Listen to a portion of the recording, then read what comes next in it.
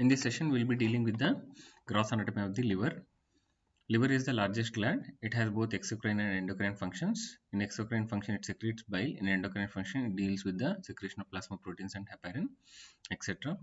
So it is concerned with more than 200 to 300 metabolic functions in the body. It is wedge-shaped, highly vascular, reddish brown in color, soft, solid, and friable to touch, and it is capable of regeneration. So it is located in the right hypochondrium, epigastrium, left hypochondrium, up to left lateral plane, that is the midclavicular line. So in the left hypochondrium, it extends only up to the left lateral plane, that is the midclavicular line. So in the male, it is approximately 1.4 to 1.8 kgs. In female, it is 1.2 to 1.4 kilograms. At birth, it is 150 grams. So in adult, the proportion of liver weight with the body weight is 1 by 36th of the body weight, whereas at birth, it will be 1 by 18th of the body weight. What are the factors keeping liver in position are the hepatic veins, the abdominal pressure which is maintained by the tone of the muscles. These hepatic veins will directly come from the liver through groove or inferior vena cava and directly gains attachment to the inferior vena cava where they drain. On the ligaments, these are the minimal supports because they are just peritoneal folds. You can see here the liver has following surfaces, like there is a diaphragmatic surface and a visceral surface which is inferior. The diaphragmatic surface is further subdivided into superior surface, right lateral surface, anterior surface and posterior surface. So total 4 subdivisions are present in the diaphragmatic surface. All these surfaces are related to the diaphragm. So the 4 subdivisions of diaphragmatic surface are the superior, anterior, right lateral and posterior. Whereas the inferior surface is always called the visceral surface. So borders, the inferior border which is a well defined, it separates the anterior surface and right lateral surface from the inferior visceral surface. Posterior superior border separates the posterior surface from the superior surface. Posterior inferior border separates the posterior surface from the inferior surface. So relations of the anterior surface, on we'll study it under 3 headings like right side, left side and intermediate part. So the right side, which is broad, it is related to right costal margin, right diaphragm, 6 to 10 ribs and right lung and pleura. Whereas intermediate part, it is triangular, it is related to xiphoid process and anterior abdominal wall in the intrasternal region. The left side is related to left costal margin, left diaphragm and 7 to 8 left costal cartilages. Remember, on the right side it is related to ribs, here it is related to costal cartilages. You can see here, this will be the right part, sorry, this will be the right part, this will be the left part, this will be the intermediate part. And here if you observe, this is the superior surface where you can observe this is the convex part and this is the convex part and this is the concave part which will be related to the central tendon of diaphragm, and this convex parts will be related to the corresponding lungs and pleura. So you can see here, this is the inferior border where you can see 2 notches, one for the ligamentum teres hepaticus, the other for the gallbladder fundus of the gallbladder, cystic notch and notch for ligamentum teres hepaticus. You can see this is the falciform ligament which is attached on the anterior surface. So this divides this liver into anatomical right and left lobes. Superior surface is convex, concave and convex, covered with peritoneum. The central concave part is related to the cardiac impression. It's a small area not covered by peritoneum. So due to divergence of the falciform ligament layers, and it is related to diaphragm as superior surface is directly in contact with the diaphragm, and it is related to lungs and pleura. So this convex parts are related to the lungs and pleura, and this concave part is related to the inferior surface of the heart and pericardium. So right lateral surface covered with peritoneum, right part of the diaphragm related to 7 to 10 ribs of the right side. Between the ribs and diaphragm, the upper 1/3, it is related to right lung. So 8th rib up to the level of 8th rib in mid-axillary line. So in the middle 1/3, it is costodiaphragmatic recess. It is the pleura. That is the 10th rib in the mid-axillary line. Lower 1/3 will be, it will not be related to no lungs and no pleura. So here we can perform the procedure of needle biopsy of the liver, preferably 9th and 10th intercostal space, especially in the phase of forced expiration. Please remember, the needle has to be passed at the phase of forced expiration in order to avoid injury to lungs and pleura. Posterior surface. So the main feature here, if you go from right to left, we'll go step by step. Like there is bare area. So it is bounded by the following ligaments, like right triangular ligament forms the apex of the bare area. Inferior vena cava forms the base. and superior and inferior layers of the coronary ligament will respectively form the superior and inferior boundaries of the bare area of liver. So in this bare area, we can identify branches of the right inferior phrenic artery, and there will be portocaval anastomosis between the portal venules and the diaphragmatic veins. So loose irregular tissue separates bare area of liver from diaphragm, and inferior medial angle of the bare area is related to right suprarenal gland. So next, this will be the groove for inferior vena cava, which is at the base of the bare area. And again, this is also non-peritoneal. Floor pierced by the hepatic veins. They don't have walls. Hepatic veins are grouped into two groups, upper and lower. In the upper group, three veins, right, intermediate, and left. In the lower, there are three hepatic veins, two on the left and one on the right side. Pons hepatis, it's a bridge that covers the groove for inferior vena cava and converts into a tunnel. That we call it as pons hepatis. So then, fissure for ligamentum venosum. The ligamentum venosum, which is a remnant of ductus venosus, connects left branch of portal vein at porta hepatis with the left hepatic vein of inferior vena cava, shunts blood of left umbilical vein into the IVC in fetal life. The anterior wall, the anterior lip and the wall covered by peritoneum of the greater sac. In the posterior wall, it forms the anterior surface of caudate lobe of the liver. The posterior lip and the posterior wall covered by peritoneum of lesser sac. The floor is non-peritoneal, gives attachment to hepatogastric part of the lesser omentum. Hepatogastric part of the lesser omentum. The fissure has 4 layers of peritoneum. So namely, in relation to the anterior wall, you can see the anterior layer of the lesser omentum and the anterior wall covered by the greater sac peritoneum. The posterior layer of the lesser omentum and the posterior wall covered by the lesser sac peritoneum. So all these together form 4 layers of the peritoneum within the fissure for ligamentum venosum. Caudate lobe of liver. So right side, it is the inferior vena cava. Left side, the fissure for ligamentum venosum above the posterior superior border, below the porta hepatis. So all these bound the caudate lobe of liver. The anterior surface is nothing but the posterior wall of the fissure for ligamentum venosum. Posterior surface occupies floor of the vertebral groove. There will be two processes, namely the caudate process and papillary process. So caudate lobe is the only part of the liver covered by the peritoneum of lesser sac. Anterior surface, the upper attachment of the lesser omentum. Posterior surface, so upper recess of the lesser sac related to right crus of diaphragm, right inferior phrenic artery, bodies of the 10, 11, 12 thoracic vertebrae. All these are separated by the upper recess of the lesser sac.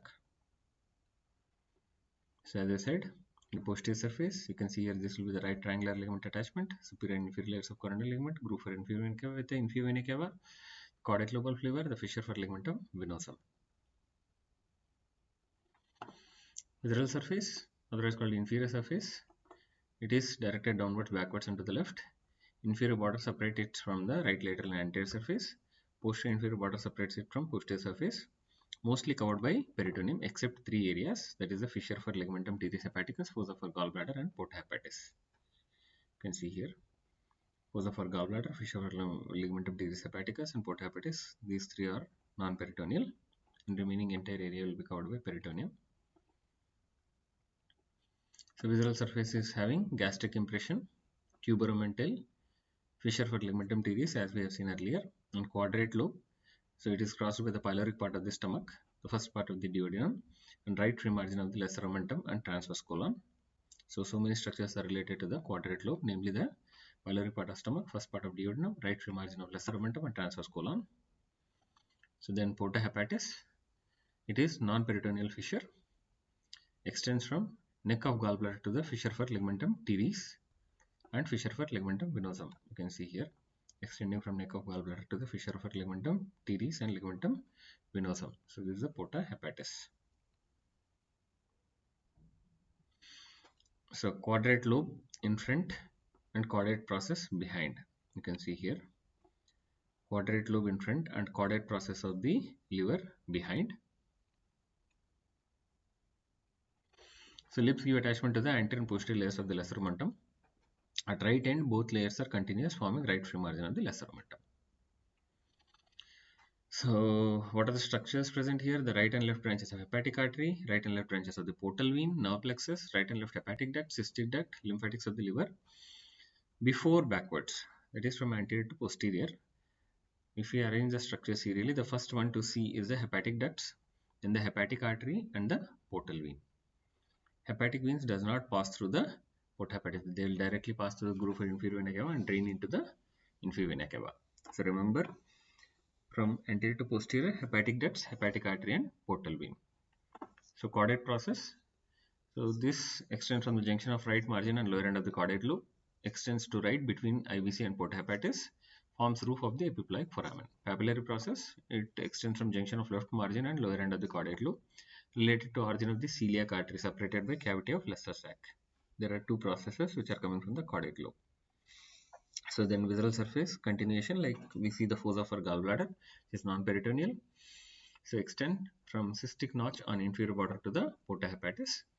The deep branch of the cystic artery and corresponding vein lie between the liver and gallbladder along with loose areolar tissue.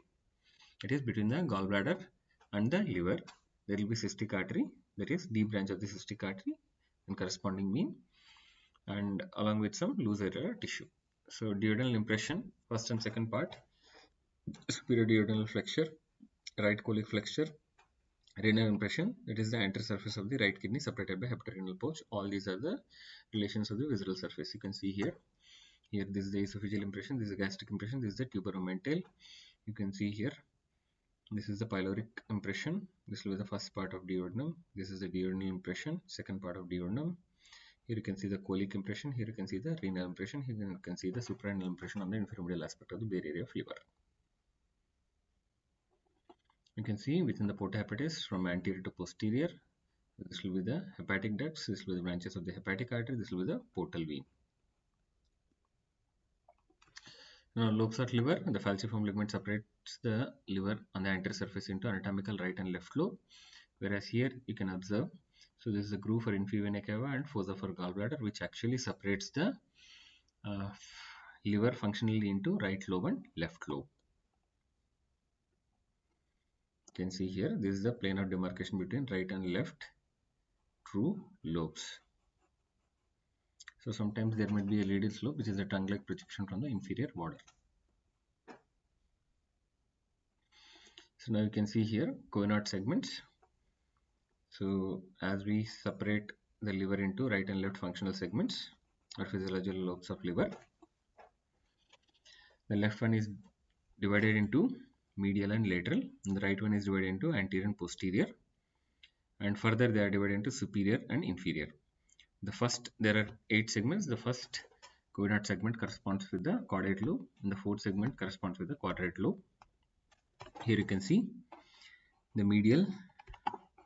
In the left lobe, you can see the medial superior, lateral inferior, and medial inferior.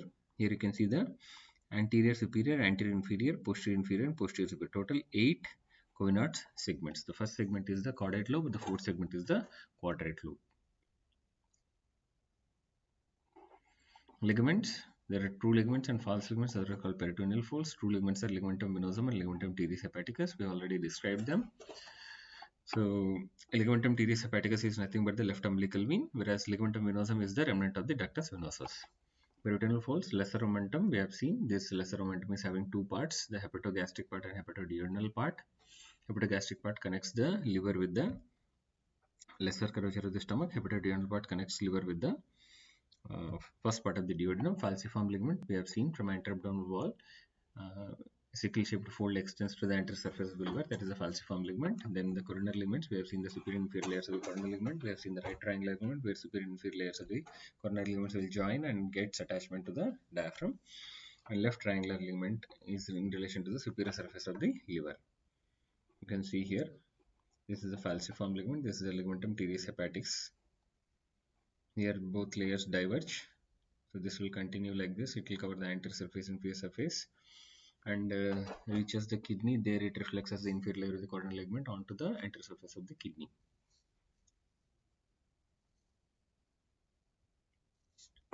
So you can see here, this is the impression for the left triangular ligament. This will be the superior layer of coronary ligament, inferior layer of coronary ligament, and this will be the right triangular ligament.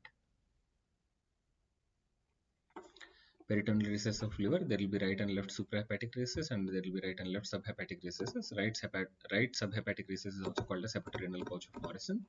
This was dealt in detail when we have taken the lectures on peritoneum. So above it is bounded by inferior layer of coronal ligament, hepatorenal pouch. Above it is bounded by inferior layer of coronal ligament. Below it is open and continues with the right paracolic gutter. Left side it communicates with the lesser sac through epiplaque foramen. In front it is related to right lobe of liver, especially the inferior surface. Behind the anterior surface of the right kidney and right collis flexure. So blood supply from portal vein, it will be nutritious blood, 65 to 75% of the liver's blood, and hepatic artery supplies 25 to 35% of the liver's blood, that is oxygen rich. The hepatic veins drain into the inferior vena cava. Lymphatics, superficial lymphatics, so they drain into subdiaphragmatic nodes, hepatic nodes, celiac nodes, and paracardiac nodes. So deep lymphatics drain into subdiaphragmatic and hepatic nodes. Now supply, the sympathetic fibers are derived from the celiac plexus, the parasympathetic fibers are derived from the hepatic branches of the anterior vagal trunk. Pain occurring due to distension of the hepatic capsule, that is Glissen's capsule, and hepatic peritoneum due to inflammation and swelling of the liver. All these pain fibers will run along the sympathetic fibers. The pain is often referred to the epigastrium and sometimes to the shoulder. So you can see here, this is a needle biopsy which is being performed. So usually it has to be taken in the forced expiration so that we'll avoid injury to this particular costodiaphragmatic vessels and lung. Preferred space will be 9th intercostal space or 10th intercostal space. That too, especially it has to be performed in the phase of forced expiration. Thank you.